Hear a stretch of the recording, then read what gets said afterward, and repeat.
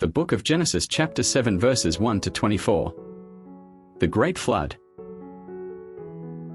The Lord then said to Noah, "Go into the ark, you and all your household, for I see that you are righteous before me in this generation.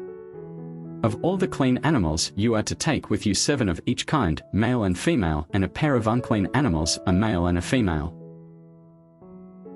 In the same way for the birds of the air, take 7 pairs, male and female, to keep their kind alive over all the earth, for in 7 days I will send rain on the earth for 40 days and 40 nights.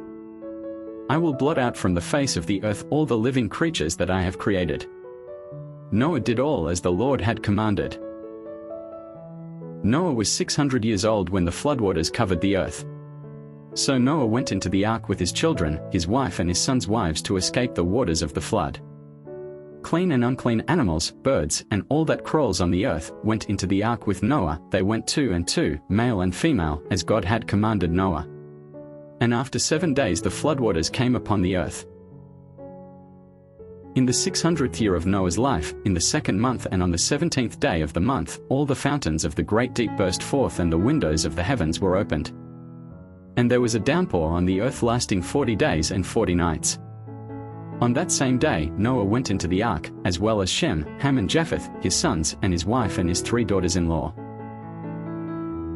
All the animals according to their kind also entered into the ark, all the cattle, all the creeping things that crawl on the earth, and all the birds according to their kind, all that flies and everything with wings.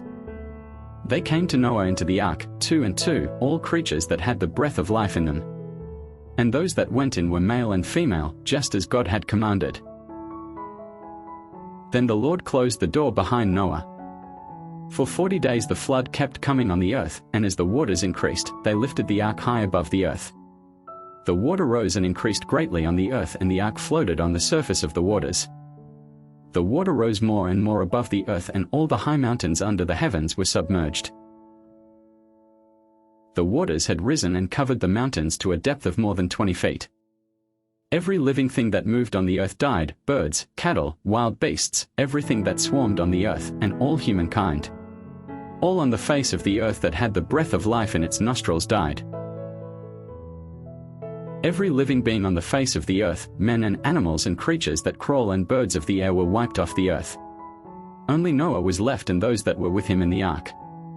The waters flooded the earth for 150 days. We've just finished chapter 7 of the book of Genesis. Take a moment to reflect on how this scripture speaks to your life. Please join me again next time as we dive into another chapter. And be sure to watch the Bible chapter quiz video to test your knowledge on each chapter. God bless. And to God be the glory.